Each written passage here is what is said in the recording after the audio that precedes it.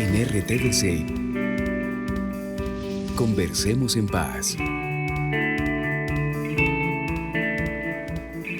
La historia de este espacio es muy sencilla, es que hemos querido abstraernos un poco de la política y de los temas que polarizan normalmente en los medios de comunicación. Pero si ustedes se abstrayeran de los medios y estuvieran viendo con ojos de dramaturgos y estuvieran diciendo quiénes son los personajes de esta escena y de este relato que está aquí, de este libreto que está aquí, describamos un poquito, me parece importante además para que la gente que asiste todos los días a la realidad como si esa fuera la realidad, Exacto. ¿no? También como que echemos un poquito para atrás diciendo cómo se puede cambiar la percepción de esa misma realidad que nos la cuentan los medios, pero que de pronto pues está en formato reality. Yo lo que siento que ha empezado a pasar desde el miércoles pasado hasta hoy es que cierto sector de la prensa, por ejemplo con el tema de la paz, es que la fácil para no perder audiencia es jugársela a poner en duda todo. Yo veo que ciertos medios se han empezado como a reacomodar, a entender que tienen también que darle como cabida a la posibilidad de un escenario de reconciliación y que hay otros medios que sí definitivamente están casados con un sector de la derecha, un sector del país, una clase económica que parece que no está interesada en que el proceso de paz llegue a feliz término. Yo lo que creo es que hablando de ese libreto o de esa historia que se está contando, en el fondo lo que hace falta es cuál es el tema real de esa historia que se está contando. Siento que se están contando muchas cosas alrededor, pero todavía no se cuenta la historia real. Y todo el tiempo hablamos mucho de la paz, pero yo siento que a veces no sabemos ni siquiera qué es la paz. Y empezando por ahí, para nosotros la paz es un concepto completamente abstracto. Empezando porque nunca hemos vivido en paz, no sabemos cómo se come, con qué se hace, o sea, no sabemos qué es vivir en paz. Entonces, a partir de ahí, creo que ya estamos en una nebulosa. Cuando uno dice, se va a firmar la paz, pero ¿qué es firmar la paz? ¿Es dejar las armas? Pero yo creo que es un concepto que va mucho más allá de una firma o de que un grupo se desmovilice. Creo que es un problema que se nos viene encima, pero tenemos que empezar a definirla para poder saber cómo contarla, ¿sí? Y en cuanto a los medios, sí creo que la cuentan por los lados y cuentan eso, lo que tú decías ahorita. Estamos hablando, casi siempre todas las discusiones van en torno al tema político, van en torno al tema de los poderes, de qué es lo que conviene a unos o conviene a otros, pero realmente no hablan de lo que está pasando alrededor de ese proceso de paz, que es todo lo que pasa en las ciudades o en el campo a diario. Lo primero que yo supongo que toca admitir es que el rompecabezas es grande. ¿Me explico? Y que las piezas de ese rompecabezas tienen que venir de muchas representaciones de la realidad, ¿sí? Y no de una sola, ¿sí? Quizás una de las cosas más complicadas que tenemos es que esa representación pequeñita de la realidad se ha traducido y se ha, digamos, enquilosado en las instituciones, creando una crisis enorme. Y quiero decir que además creo una crisis de contenido, que es que si las personas no creen en las instituciones, sí, pues va a ser muy complicado, ¿cierto? Entonces, una de las piezas, claramente, es que quienes toman las decisiones hagan un enorme esfuerzo por fortalecer las instituciones en región y hacerlas honestas y lo que todos decimos y lo que está tan de moda, digamos, por estas épocas electorales. Esa es una que venimos diciendo hace 50 pero bueno, años. Sí, exacto. Pero esa es una pieza del rompecabezas, pero digamos que hay que decirla. Claro. Digamos, otra, por supuesto, tiene que ver con el tema que tenemos que hacer una profunda reflexión sobre cómo nos estamos educando, ¿cierto? Y esa será otra pieza. Hay una cosa que a mí me asombra sobre esto de cómo nos representamos, que es que yo desde que soy niño he oído no matarás, no robarás y serás bueno, y lo tenemos claro. Tú le preguntas a cualquier niño en cualquier escuela, acabo de venir de una escuela, y él sabe exactamente qué decir, pero hacemos exactamente lo contrario, ¿sí? Entonces es como si la educación hubiera permitido crear esa decisión entre lo que sabemos y lo que hacemos. Esa, supongo yo, es otra clave, que es que el mayor público que tiene una nación pues está en los colegios, porque allá toca ir. y allá nos toca hacer una profunda, digamos, revisión. Esa es la audiencia del nuevo relato, digamos, de lo que uno pensaría que se tiene que generar, por del asunto de cuál es el tema, y eso me parece que es importante, porque si estamos hablando de la escena, y la escena está, digamos, sobreactuada en función un poco de lo que están hablando. Está empobrecida. Infractuada, diría Está yo más bien. infractuada, Sí, ajá. porque, ¿Cómo es decir, eso? ¿en qué medida? Si pensamos, por ejemplo, en términos dramatúrgicos, es decir, ¿quiénes son los villanos? Están aquí y están acá. Es que ese es el problema, es que no son los terroristas de las FARC. Es que es un Estado miserable que permitió que eso floreciera durante 50 años y que generó todo para que eso surgiera. Es un Estado incapaz con 48 tipos, que fueron los que fundaron las FARC, a los que le mandaron 16.000 soldados y no los pudieron derrotar. Entonces hay villanos e incapaces al lado y lado. Y hay toda una sociedad que no ha visto lo que ha estado pasando. Entonces hay que construir a partir de la verdad. Y hay un tema que es muy complicado. Para mí, por ejemplo, pero que lo tienen que reconocer como parte del ejercicio de la verdad. Estaban hablando de la UP. Entonces decían, no, que la matanza de la UP. Y María Elvira Samper, creo que era la conductora del programa, le decía, pero ustedes tienen que reconocer que a la gente de la UP la mataron también por las acciones de las FARC. Y ellos decían, no. Y llegará el momento en que tienen que decir que sí. Porque así fue.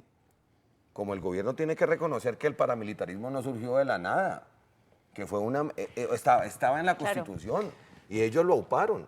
Yo creo que, volviendo un poco a eso de cuál es el tema en el fondo, para nosotros va a ser complicado, digamos, el proceso en términos de que no va a ser un proceso rápido, porque pues llevamos muchos años de eso, ¿no? De una serie de personajes o de personas o de grupos que han estado todo el tiempo en una guerra donde definitivamente la gente que no está involucrada, digamos, en términos ideológicos, termina siendo la víctima y termina siendo la que lleva.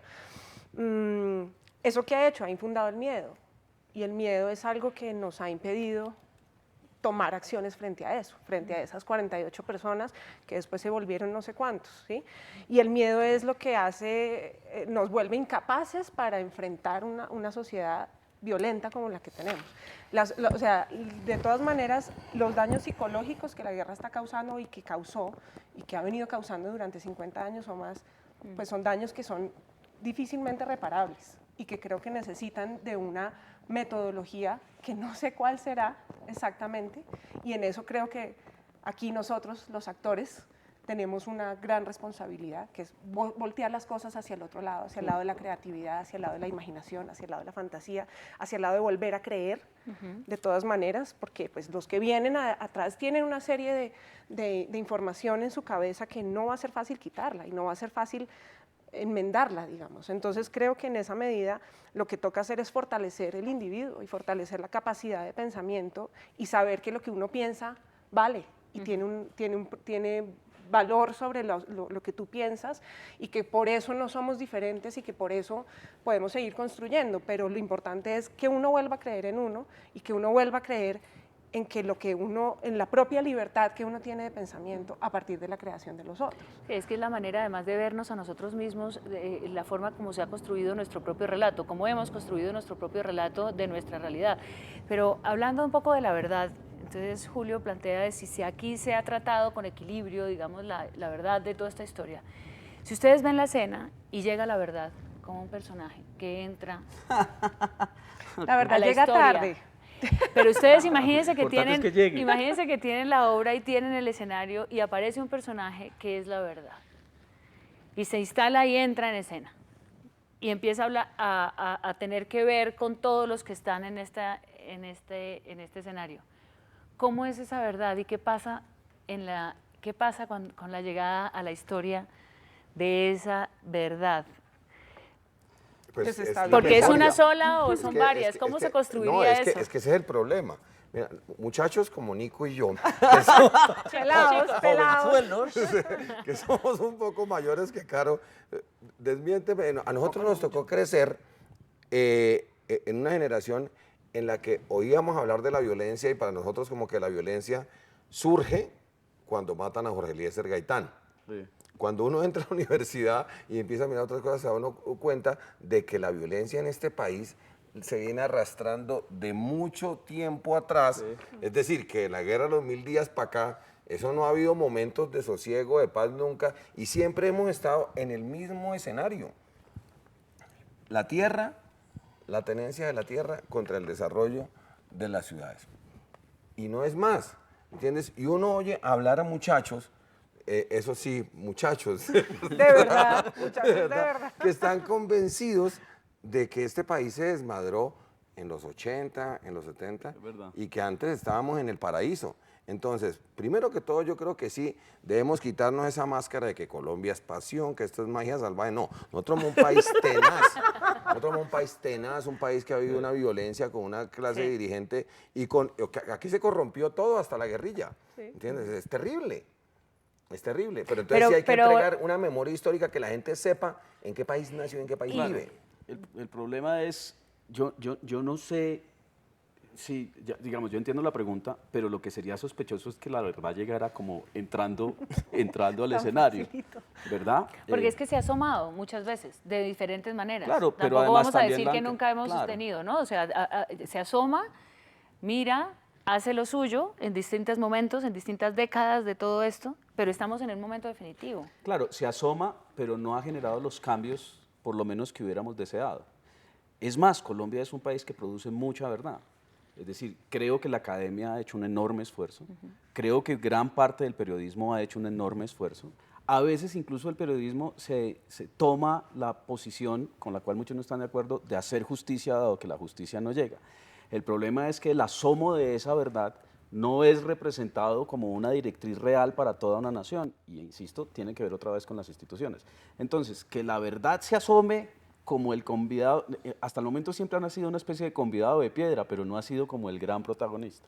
Entonces, yo tendría que volver pues, a lo que más o menos uno reflexiona, que es que uno no puede esperar que exista una verdad revelada, sino que es función del Estado y de la educación y de los ciudadanos crear los instrumentos para recrearla, porque de nada sirve que yo sepa la verdad, lo que sirve es que la cuente y que haya muchos contándola, porque en el ejercicio de contarla hay un ejercicio, digamos, de comprensión que se traduce en una toma de decisiones hacia un futuro. Ese acceso al contar la realidad no lo estamos haciendo. Pues, uno solo tiene, por decir cualquier cosa, si vos me preguntas qué verdad en este momento para mí sería fundamental, diría yo que está en el relato de las víctimas. ¿Sí? ¿Por qué en el relato de las víctimas? Por varias razones. Primero, porque son los que les ha tocado todas las cabronadas que les han pasado.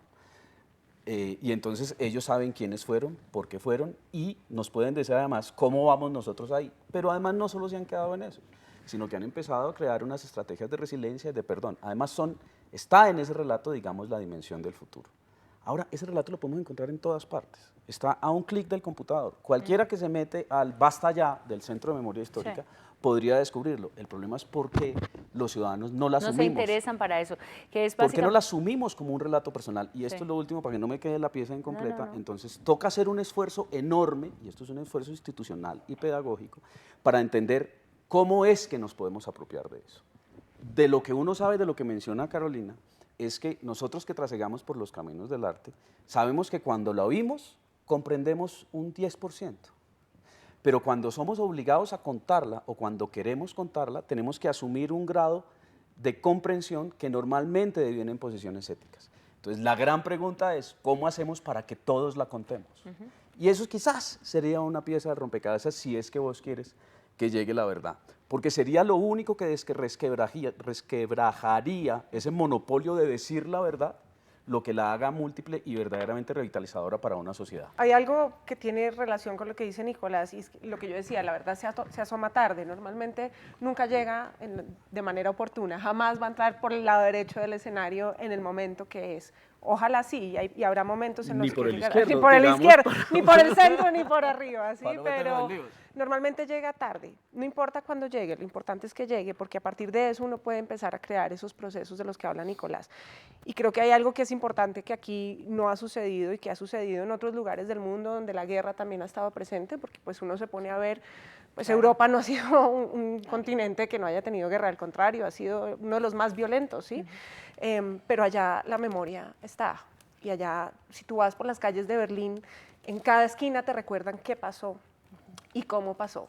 Y creo que eso hace que la gente también recuerde. Y en la medida en que uno recuerde y le estén recordando las cosas, uno tiene la capacidad de obrar de una o de otra manera. Y esas bases éticas se empiezan a formar dentro de una sociedad. Yo creo que aquí los valores definitivamente están completamente trastocados. Este es un país donde todo se puede, donde el todo vale, y estamos muy acostumbrados a eso, no importa en qué grado, mayor o menor grado. Así te vayan a ir a cortar la luz y no la has pagado, tú eres capaz de pagar para que no te la corten, ¿sí? Entonces, empezando de ahí es un país de todo vale. Entonces, ¿hasta qué punto también nosotros como ciudadanos, que no estamos inmersos en el conflicto, somos capaces de darle una vuelta a nuestra vida y enfrentar un proceso que no va a ser tan cómodo y que nos va a traer incomodidad? ¿Cómo nos incomodamos también en un proceso de paz? Eso también hay que reevaluarlo. No solamente hace parte del gobierno o hace parte de las instituciones o de los victimarios. Creo que es una cosa que tiene que estar construida desde la sociedad y no va a ser tan fácil ni tan cómoda. Pero yo quiero retomar solo una cosa tuya, porque, digamos, para hablar en serio, ¿sí? Para hablar en serio. No, o sea, yo no estaba hablando en serio. No, por el contrario, para reafirmar lo que es en serio, porque es que ahora están también con el cuento de que la paz es de todos y completamente de acuerdo. Uno habla pues con la gente del proceso de paz de Sudáfrica y todos dicen, mire, hasta que no se metieron en la cabeza que había un Mandela dentro de cada uno de ellos, esa vaina no arrancó. Pero también es cierto que es bueno que las instituciones colaboren. Es decir, si no hay un compromiso con la verdad, si no hay un compromiso de devolverla efectiva a través de la justicia, pues tampoco se puede pensar en la demagogia, ¿verdad? De decir es que la paz es de todos. Entonces, digamos, para corroborar un poco lo tuyo sobre lo que es, digamos, hay una historia que se conoce, hay una historia que sabemos, lo que pasa es que no se ha puesto en práctica. Entonces, también un poquito de colaboración. Es solo como para no sacar siempre el tema para salir. Y de lo que estaba diciendo, Nico, que de dónde va a aparecer la verdad, que por ejemplo que puede aparecer de las víctimas, yo creo que tiene que aparecer es de toda esa polifonía, sin duda, de esa sumatoria de voces. No solo me refiero que esa es una pieza, es una pieza fundamental, importante y que está ahí y que es un momento histórico. Pero creo que es muy importante que los victimarios también suelten su verdad, porque hay algo que le tiene que pasar a uno, es acostumbrarse a oír esa verdad y a que las tripas se acostumbren a oírla. Porque acá hay mucha cosa horrible para contar. Sí, pero... O sea, perdóname, lo del alemán hace como un mes. Es horrible. Sí, pero es buenísimo, ¿me entiendes? Es muy importante. Es muy importante que pase. Muy importante que digan, yo hice esto. Es más, es una de las paradojas de nuestra historia, por lo menos actual, es que es gracias al relato de los victimarios, de alguna manera, que se están haciendo procesos de justicia. Es terrible que así sea, pero estoy de acuerdo en que toca oírla. Y que al fin nos estamos asomando, y debo decir además que lo digo hasta con cierto orgullo de colombiano, que en los últimos años ha habido una especie de compromiso por escucharlo, ¿verdad? Y se ha dicho porque hace 8 años era imposible, hace 8 años no existía. Y ahora se está haciendo, ahora es lo que vos dices, ¿qué temple tenemos para que esa verdad transforme nuestras instituciones y, por supuesto, la vida cotidiana de todos? Pero la cosa es que la verdad, bueno, puede llegar por aquí, entrar a escena, así sea tarde, empezar a transformar la composición, digamos, de la obra y empezar a afectar a los protagonistas y a cambiar los relatos. Pero ¿qué pasa si la gente no ve la obra? Es decir, es que un poco lo que estamos enfrentados es a la indiferencia de los ciudadanos para entender lo que dice Carolina frente a nuestro propio papel individual, colectivo, el que sea. Pero ¿cómo hacemos para que los ciudadanos digan, ese momento yo lo quiero vivir, yo lo quiero entender, yo lo quiero apropiar? Porque es que lo que tenemos hay que llevarle la obra, en esta demanda de pedagogía y que estamos tratando de hacer es cómo hacemos para que los ciudadanos le digan, oiga, esto es con usted, párele bolas. Mira, eso... lo que pasa es que y ustedes en eso como actores y como personas que además tienen un profundo conocimiento del ser humano y de las emociones, digamos, pueden ayudar mucho. Claro, el tema es, comprendimos que la emoción, que vos mencionabas, era una variable de comprensión de la realidad, que es importante. Claro. Es decir, la manera como nos conectamos con la historia, si no la tramitamos a través de una emoción y no respondemos, ¿cómo voy yo ahí?, sigue siendo la historia que nos enseñan en los colegios. Entonces, la pregunta metodológica y pedagógica que uno se hace es, ¿cómo hacemos que más ciudadanos cuenten? Y para eso hay metodologías, ¿verdad? Por ejemplo, yo estoy trabajando... Pero eso es contar la narrativa, entonces, o sea, sí, es involucrar a la gente en la narración. Es correcto. Okay. Yo pienso que no todo el mundo es artista, ¿sí? No todo el mundo tiene esa capacidad, digamos, o esa sensibilidad de coger la realidad, pasarla por uno y crear una obra, ¿sí? Que es en últimas lo que hace, es la postura de ese artista o lo que piensa o esa postura ética, lo que sale al final de una obra, ¿sí?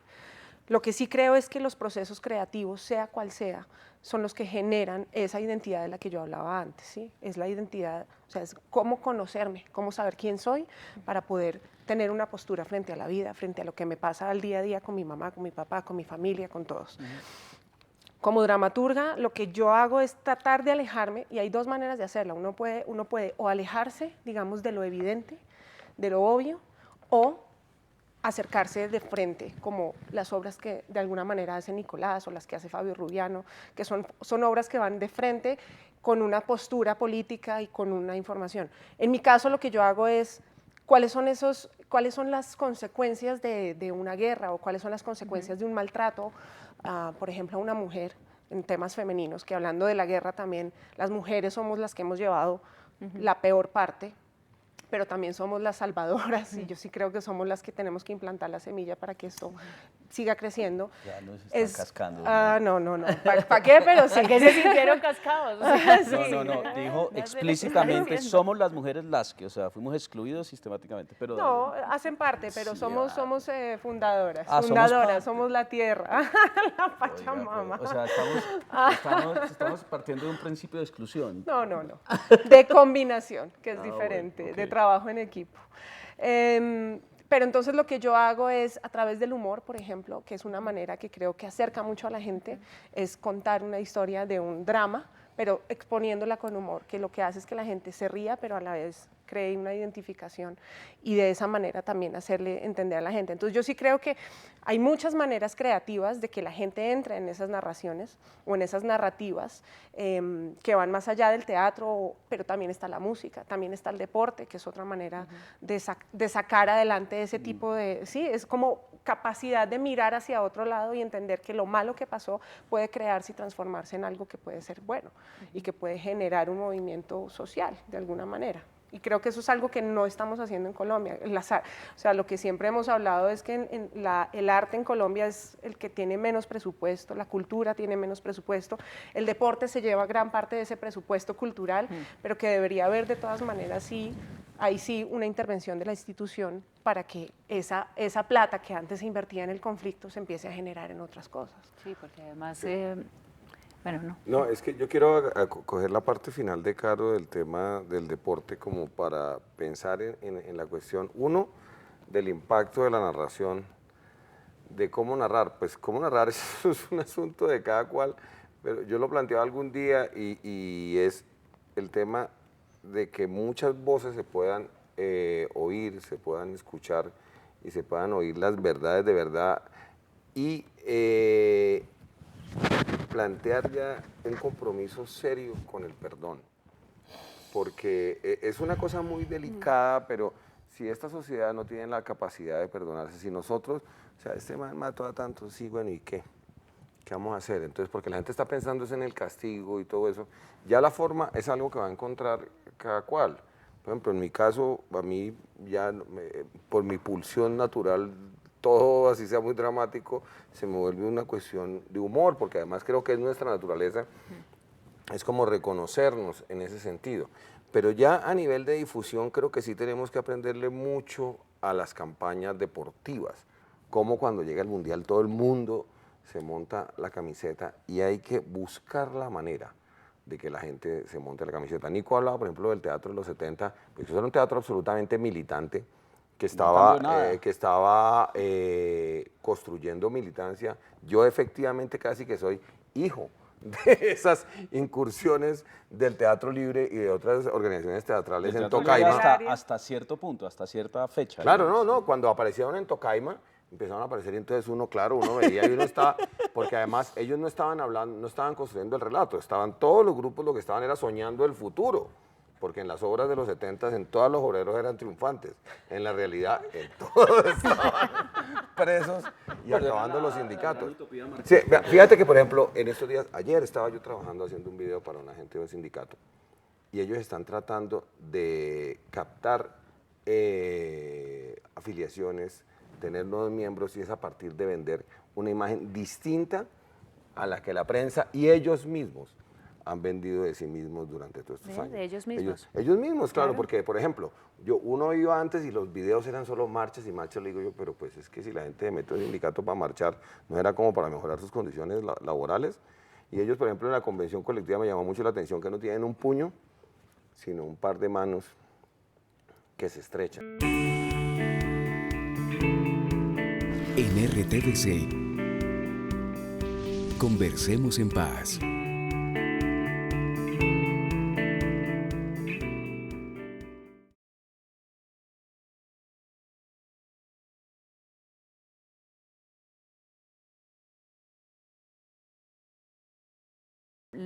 Lo que tenemos en los próximos 6 meses, porque además ya tenemos un tiempo, por lo menos para una primera estación, que es la firma del acuerdo, nos lleva también un poco a ese tema de los imaginarios y a esa imagen de futuro, de cómo vamos a vernos para el futuro.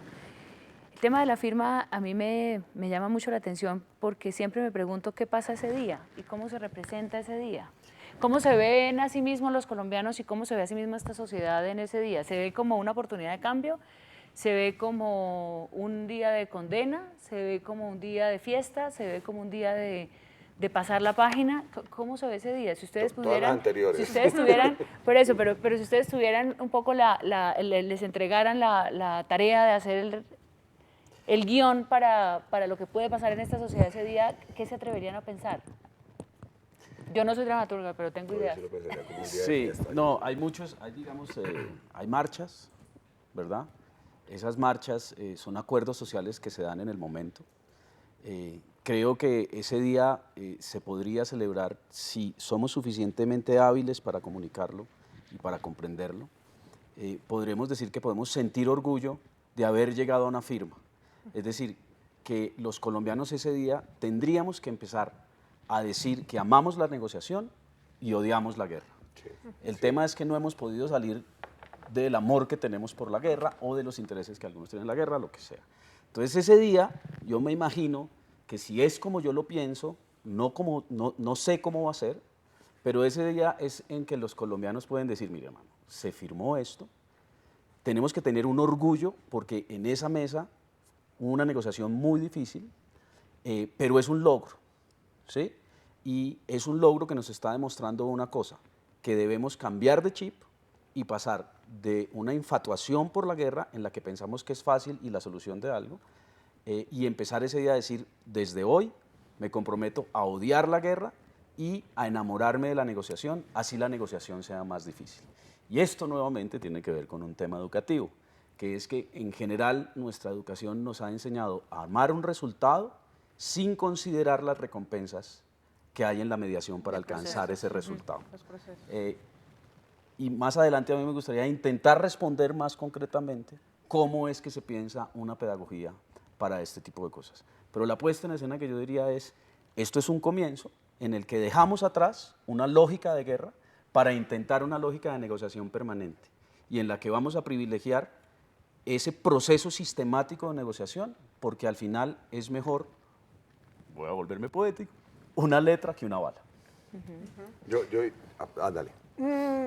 No, yo creo que todo tiene que ver un poco también con lo que decía Julio. Yo creo que ese día puede ser, y la realidad es que el país sigue dividido en esa sensación de guerra y de paz, y de que esto no es la paz, y eso no va a ser la paz, y entonces, etcétera, etcétera. Pero sí creo que tenemos 6 meses para trabajar en eso, y en esa medida creo que las campañas publicitarias y la gente que trabaja en los medios tendrá la gran responsabilidad de crear un ambiente propicio para que ese día sea una fiesta. Yo pienso mucho en la marcha que hubo en el 2007, que fue contra las FARC. Creo que es una de las marchas más grandes que ha habido. Una marcha de odio. Fue una marcha de odio. A mí me gustaría que ese día hubiera una marcha igual de concurrida, Multitudinaria. pero a favor de la paz. Y en aplauso hacia esa firma, que si bien no es la paz, es el comienzo de un proceso. Yo creería que hay que, primero que todo, en el periodo previo como que cerrarle las vías a la antipedagogía. Sí, ¿En qué medida? Es decir, nosotros no sabemos qué es la paz porque no la hemos vivido, pero tampoco el país, nosotros no sabemos qué es la guerra. Nosotros no hemos también vivido la guerra en realidad y la gente habla y pide castigo. O y no pide- sabemos que la hemos vivido. que es peor. Exactamente, pero los que no la hemos conscientes de vivido, haberla porque vivido, es que sí. hay yo no gente le- que pero- sí la ha vivido. Claro, pero buena parte del país no lo sabe. Por Para eso mí es que todavía sigue es- pensando que es una sí. solución. Tú decías algo ahora de lo del proceso y de lo que uno tiene que ofrecer. Y lo que hay que vender es que esto no es ninguna claudicación. Que después de 1810 ese es el triunfo más grande que hemos tenido nosotros como sociedad, que es la posibilidad de darnos una alternativa, de mirar hacia el futuro y decir podemos construir un país mejor y dejar de estar llenándonos de pajaritos la cabeza que tenemos, recursos naturales que tenemos, que no sé qué, y como en el cuento, pero que tenemos una cantidad... No le gustó ni siquiera. No la he visto, no la he visto. Pero estoy pensando en esa cantidad de carretazos que nos vivimos echando a todo momento, que somos lo máximo, sí, pero seamos lo máximo de verdad. Seamos una sociedad de verdad que aspire a vivir en paz, que aspire a tener una construcción de futuro, que aspire a tener un cambio de verdad del modelo económico donde hay muchas personas que tienen que esto se tiene que reducir y eso es innegable. La brecha social no puede seguir Sí, siendo no, igual de es que esas grande. son las grande. aberraciones que uno dice. Y entonces para que eso se dé, hay que cerrarle el camino a la guerra. La gente hoy, en la mayoría de las mediciones, y digo que a mí no necesariamente me gusten mucho, pero son elementos científicos que a veces hay que tomar para poder trabajar, no reconoce los acuerdos como avances del proceso de paz. No reconoce el acuerdo de tierras que habla de la redistribución de la tierra, que habla de la ampliación, digamos, de la producción de los productos agrícolas para poder llegar a las ciudades, de una cantidad de elementos fundamentales en el campo, que ha sido la esencia, además, tú lo mencionabas antes, como la tierra. Y a la gente no le interesa de qué va la tierra, de qué va la transformación. Entonces, a lo que voy, este acuerdo que logramos hace poco, que se logró en la mesa, que todos los colombianos celebramos, pareciera que sí es el verdadero proceso de paz. Y es cómo se castiga, cómo no se castiga, qué se dice, cuánta verdad se va a decir y hacia dónde realmente van los victimarios. Van a ser parte de la sociedad, van a ser parte con qué permiso, con no permiso. Entonces, a lo que voy con eso es que también la pedagogía encuentra una dificultad cuando hay unas resistencias inmensas No, la pedagogía a no encuentra. aceptar que la paz viene con unas transformaciones profundas. Es decir, si usted no acepta que con la contraparte en una mesa tuvo que acordar una agenda de temas que seguramente usted se pregunta, ¿yo por qué hablo con las FARC de la tierra? ¿Por qué hablo con las FARC de participación política, de la ampliación de la democracia? ¿Por qué con ellos? Y ahí viene todo el tema de la representación del otro. Entonces es donde también en este, digamos, intento de poner cosas claras sobre la mesa, es donde me parece necesario también que esas representaciones pasen por ahí. No solamente decir que el otro asesino o no, yo lo voy a perdonar, sino que es que los acuerdos van a generar transformaciones. Claro, es que hay una perversidad de la cual aparentemente no podíamos escapar, que era la institución la que tenía que sentarse a negociar con las FARC, pero Colombia es un país que nunca ha creído en las instituciones, y razón tiene, porque nunca las han representado. Ahora, quizás sea la gran oportunidad para decir que la institución empieza a representar a los colombianos, ¿verdad? Y para eso toca hacerlos partícipes de ese orgullo que es en este momento ese proceso de paz. Y ahí yo creo que toca hacer un esfuerzo de comunicación. A veces yo me ponía a pensar, ¿por qué no hacer, como fue tan difícil? Porque es que el tema es que los colombianos no saben lo difícil que debió ser eso, ¿verdad? Porque eso debió ser dificilísimo. Entonces yo a veces hablaba con un rector de una universidad y decía, ¿por qué no hacemos simulacros en todas partes para que vean lo difícil? Sí. Insisto, porque es que la gente está simplemente viendo un resultado que es aparentemente fácil. E insisto, es un tema pedagógico. Y no ha empezado a amar y a relacionarse con el camino que produjo ese resultado. Entonces, a lo mejor necesitamos un gran simulacro en ese sentido de cómo se generan acuerdos. Pero además tenemos todas las instituciones educativas para hacerlo. Claro. Entonces, el colombiano, y esta creo que es la gran oportunidad, si sentimos orgullo por esta firma, por este, digamos, proceso, que además yo de verdad me siento orgulloso. Yo siento que uno ve por primera vez a unos representantes como los que están sentados en la mesa que uno dice, no, estos tipos se la jugaron y se la jugaron en primera persona. Y yo quiero ser parte de entender esa complejidad para hacerme socio de ese proceso.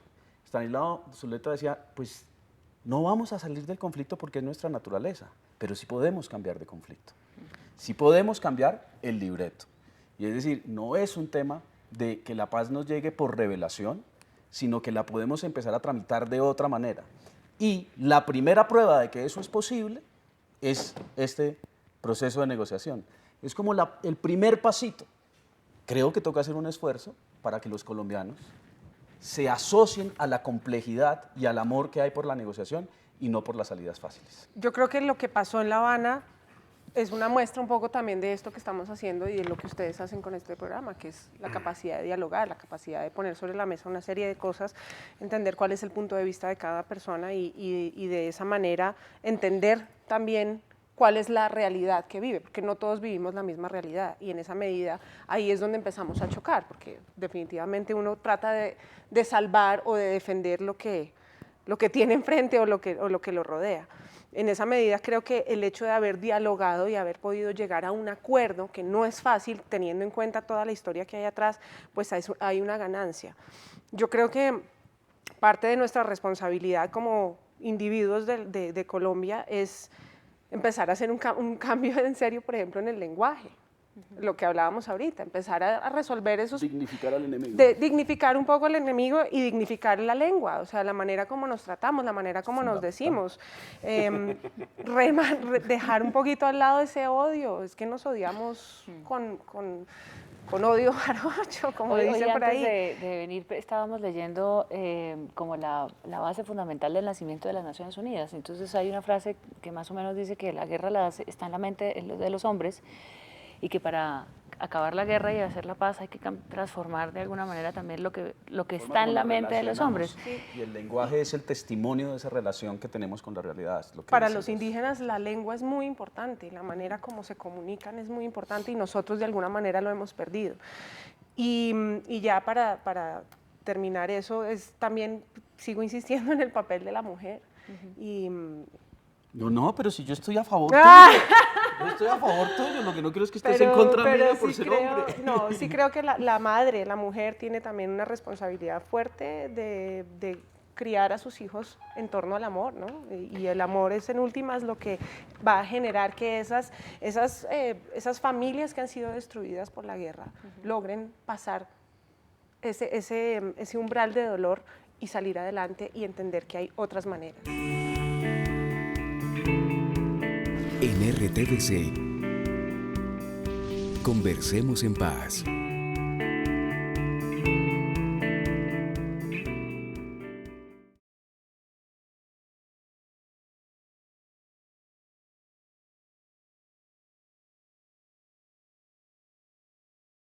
Yo leía en estos días algo en relación a que el fin del conflicto colombiano es como el cierre de la última etapa de la Guerra Fría. Los muchachos como Nico y yo, a nosotros nos tocó crecer en una generación donde la revolución armada era un camino viable, donde era una posibilidad. Yo tuve muchos compañeros que se fueron para Nicaragua, porque cuando yo era un quinceañero, la revolución en Nicaragua triunfó y eso fue, o sea, la panacea, porque uno lo que ve es que, ¿no? Estos tipos entrando a Managua en los camperos y el sueño. Los sandinistas. Claro, solo que después cuando llegó lo de Salvador y empezó a uno a ver esa mano de muertos que pasaban, y hoy estamos en que el camino más revolucionario que puede asumir cualquier persona es el camino de la civilidad, el camino del pacifismo. No hay nada más revolucionario que hacer cumplir la ley, decía el fiscal italiano. Que los ¿entiendes? Es decir, es que eso es lo que no están haciendo entender, que estos tipos cayeron en cuenta o fueron derrotados o como sea, que la vía armada ya no es la vía. Después de las guerras, las sociedades, y estamos lejos digamos, de llegar obviamente al periodo de haber superado todo esto, pero empiezan a contarse historias desde la ficción, digamos, el cine, la novela, la literatura, el arte, todo empieza a volcarse en función también un poco como de hacer esa catarsis, ¿no? que las sociedades viven después incluso de enfrentar procesos que, como en el caso nuestro, por ejemplo, el narcotráfico, empezó a evidenciarse en la ficción a través de todas las series de narcotraficantes y de ese tipo de violencias de los 80s, de los 90s.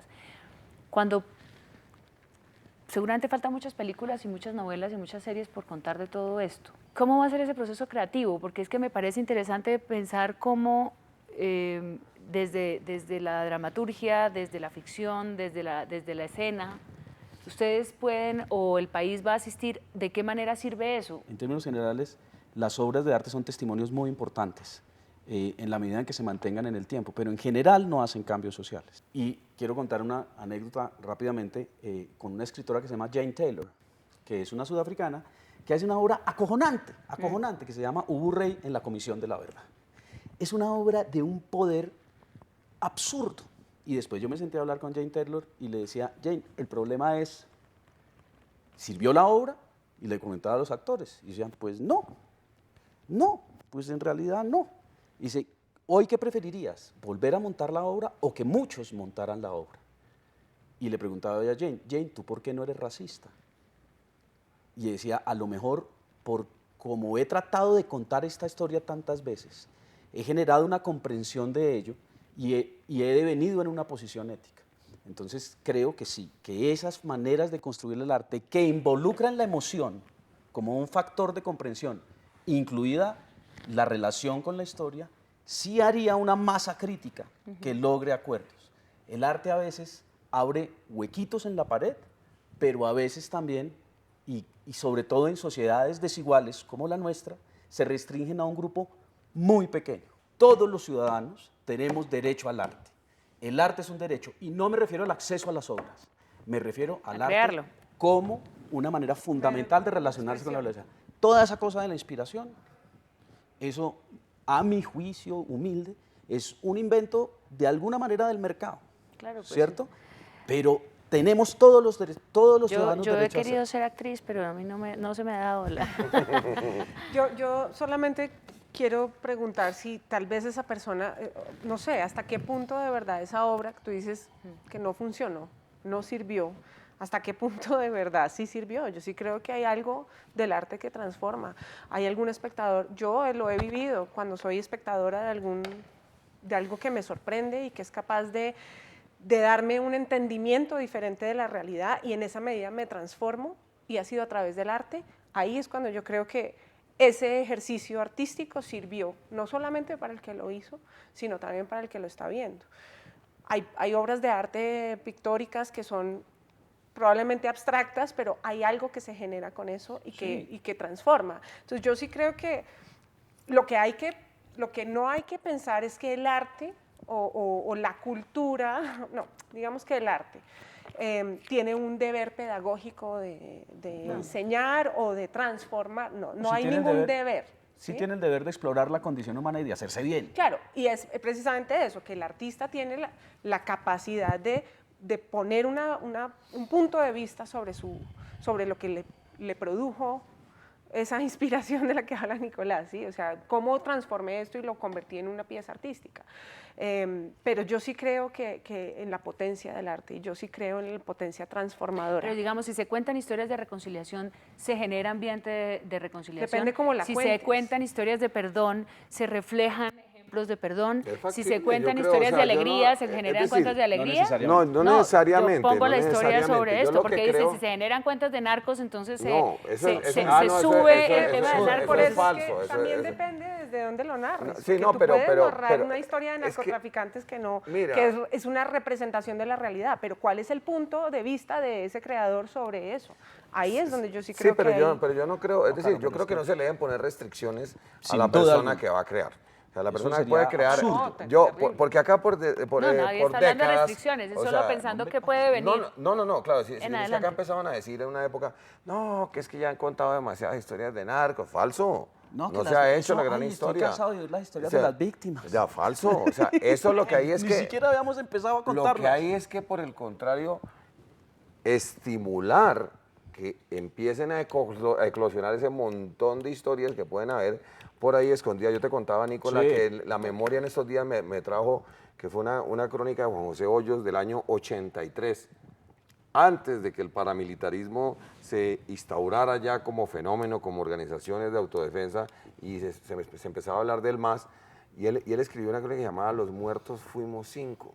Eso parece que hubiera pasado hace un año, horrible, sí, una narración, y eso hay que contarlo con la crudeza, o sea, así lo quiero hacer yo, pero cada cual que lo cuente Claro, como sea. quiera. Yo lo que Cada creo cual. que Sí. debemos que es tratar de conseguir una masa crítica, como dice Nicolás, de verdad, o sea, hacer que los productos sean más elevados, no tan obvios, porque tristemente lo que hemos visto de los productos sobre guerrilla, narcotráfico, especialmente en la televisión, son telenovelas. Son telenovelas que están pegadas a la fórmula del Conde de Montecristo o de la Cenicienta y que le meten pedacitos, retazos para que parezcan de la vida nacional, pero no lo son. Sí, no meten el dedo en la Como llaga. empezamos lo la son. discusión. Exacto. Entonces lo que hay que hacer es, de verdad, estimular que la creación, por ejemplo, que la gente pueda hacer crítica y no la vayan a matar. Sí, si uno se pueda parar como los comediantes gringos a hablar mal de todo el mundo y que le genere risa a la gente y que por eso no te vayan a matar, ya hay una ganancia enorme y tienes un público que se está cultivando. A mí se me permitieran, o sea, en muy buenos términos, yo por ejemplo invitaría a los señores de la radio a que cogieran a sus humoristas, les dijeran, terminen el bachillerato, dejen de contar cuentos de negros, dejen de contar cuentos de gays y empiecen de mujeres y empiecen a utilizar algo que se llama la inteligencia para que el público deje. Si no hacemos la paz, si no desescalamos el No, lenguaje. por eso lo dije yo, esa es una Y invitación. no respetamos. Vean que Pero eso no, lleva- eso para mí es gravísimo, ¿me entiendes? O sea, yo cuando me subo a un taxi y yo oigo el mismo chiste, yo digo, Dios mío, yo una vez, el día que los mayas dijeron... Pero también tenemos que hacer nosotros un mea culpa, los Claro, actores. claro, Que también obvio. cuando nos ponen a escoger el contenido, generamos contenidos No, que hay son que... Porque incluso algo más hay que- conservadores. Sí. O sea, hagamos también un mea culpa en ese sentido, No, ya que salió el claramente, tema. claramente. Colombia, hoy, 2015, se enfrenta a un reto muy concreto, ¿verdad? Uno es entender qué fue lo que pasó. Y no basta con que lo entiendan, solo unos pocos. Necesitamos que Es el muchos vacío. lo entiendan. Y pedagógicamente tenemos que garantizar que haya una masa crítica cada vez más grande que más lo entiendan. Una pista chiquitica. Cuando nosotros estábamos trabajando en la Ola Verde, entonces había, y esa vaina se volvió grandísima. Y entonces de un momento a otro, miles de creativos de la publicidad quisieron venir a poner la campaña publicitaria para esa cosa que se llamaba la Ola Verde. Y eran los más perracos de todos, hasta de Latinoamérica. Y se descubrió una vaina por puro accidente, claro, profesor Antanes, que dice que nos dimos cuenta que es que la gente se dignifica creando. Si la sociedad se convoca y se siente, digamos, a sí misma involucrada en un proceso creativo de participación, empezarán a suceder esas cosas. Digamos que a veces hay que dejarle también, impulsarlo y dejar que sea también la fuerza de ese propósito también- que está puesto ahí. también tienes que puede darle los jalonar. comos. Ah, no, claro, por supuesto. No, yo lo que creo es, y para ir cerrando, porque ya me están regañando por tiempo, es que quizá la invitación a lo que estos meses nos convocan es hacer entre todos partícipes del libreto, del nuevo libreto. Y ese nuevo libreto para muchos tiene un símbolo, y es la última cosa que les quiero preguntar. Las manos de Santos y Timochenko el miércoles pasado o el 23 de septiembre pasado en La Habana. Ese símbolo que mucha gente lo está usando hoy es un símbolo que a ustedes les merece hoy en día, más allá de la anécdota de la fotografía y de si se iban a dar o no se iban a dar la mano. ¿Representa algo como imagen o no? Fue un poco rara, no fluyó. Siento que hubo ahí como no fluyó como debía fluir, y entonces ese apretón de manos me hizo dudar también de alguna manera. Yo creo que podemos buscar otra manera de simbolizar eso. A mí sí me gustaría ver a las partes que están sentadas negociando, esas manos empujando el carro, el bus, lo que sea, el Expreso Paz, no del Río ni de Ariporo, sino el Expreso de la Paz para este país, de verdad. Sí, yo veo que va a haber un problema grande, que es que ni Timochenko me representa un acuerdo, digamos, a la gran mayoría, ni necesariamente la institución representada en Santos lo hace. ¿sí? Entonces creo que toca hacer un enorme esfuerzo de explicación para saber que lo que hay es un proceso de dignificación entre, digamos, dos enemigos y que es una invitación en general al resto del país. Ya. Pero creo que va a haber un problema. Y la última invitación, ya que va a ser la última vez que voy a hablar, espero que ese día en que se firme la paz suceda algo que fue lo último que me dijo Antanas Mockus, que me dejó con el ojo cuadrado, porque creo que es eso. A lo mejor a partir de ese día la gente podría salir sonriendo en la cédula de ciudadanía.